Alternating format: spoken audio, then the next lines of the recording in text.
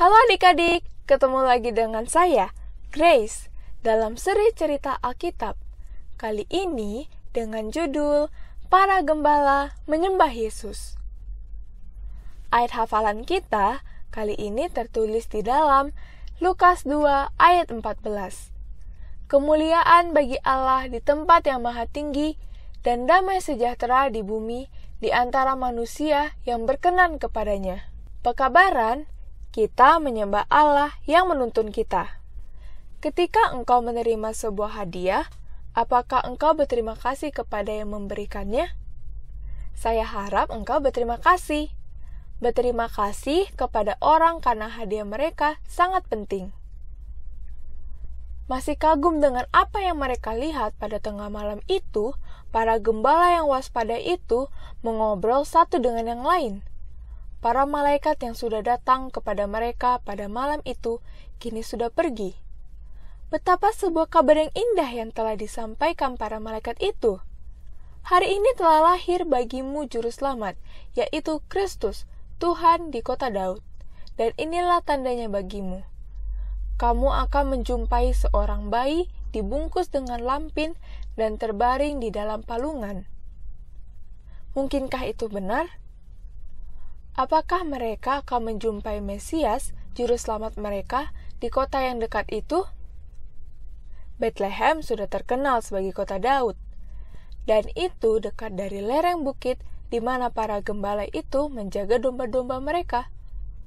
Tetapi mengapa Mesias itu akan terbaring di dalam sebuah palungan? Itulah yang dikatakan para malaikat itu.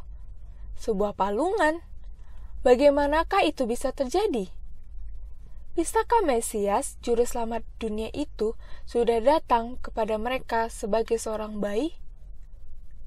Mereka tahu bahwa bayi-bayi yang baru lahir dibungkus di dalam potongan-potongan kain yang halus untuk membuat mereka tetap hangat dan kering. Tetapi bayi-bayi itu dirawat di dalam sebuah rumah, bukan di dalam sebuah gudang dengan hewan-hewan. Tampaknya itu begitu aneh. Mari kita pergi ke Bethlehem dan melihat sendiri, kata seorang gembala. Tuhan sudah menyampaikan kabar ini kepada kita, kata gembala yang lain. Mereka ini adalah malaikat. Saya yakin tentang itu, teriak yang lain. Saya percaya kita harus pergi juga. Jadi di larut malam itu, para gembala tersebut pergi ke Bethlehem. Di sana dalam sebuah kandang hewan dekat sebuah penginapan di mana orang-orang tidur lelap, mereka dapati apa yang mereka cari. Seorang bayi dibungkus dengan pakaian halus, terbaring di dalam palungan. Bagaimanakah mereka menemukan kandang hewan di mana bayi itu sudah lahir? Sesungguhnya Tuhan menuntun mereka ke tempat itu. Dan di sana mereka ceritakan kepada orang tua bayi itu tentang kunjungan malaikat dan kormara malaikat yang sangat indah yang menyanyikan kata-kata pujian.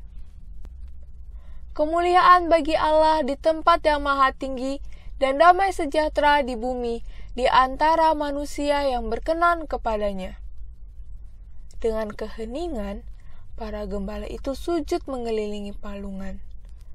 Disitulah mereka menyembah juru selamat mereka, sementara orang tua bayi itu menyaksikan. Semuanya telah cepat berlalu, karena hari sudah mau siang. Para gembala itu harus kembali melihat domba-domba mereka.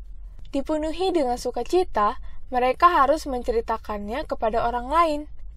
Setelah mereka tinggalkan kota itu, mereka tidak bisa menyimpan kabar baik itu.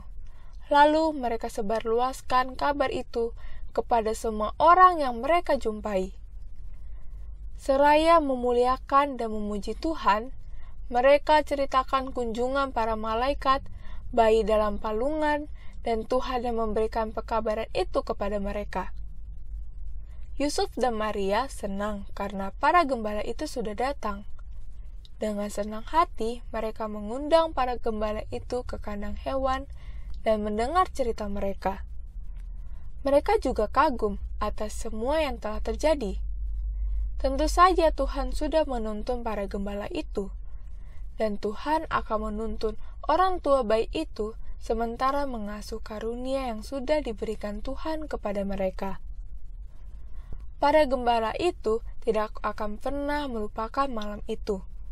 Mereka sudah melihat kegenapan nubuatan-nubuatan yang sudah mereka pelajari selama bertahun-tahun.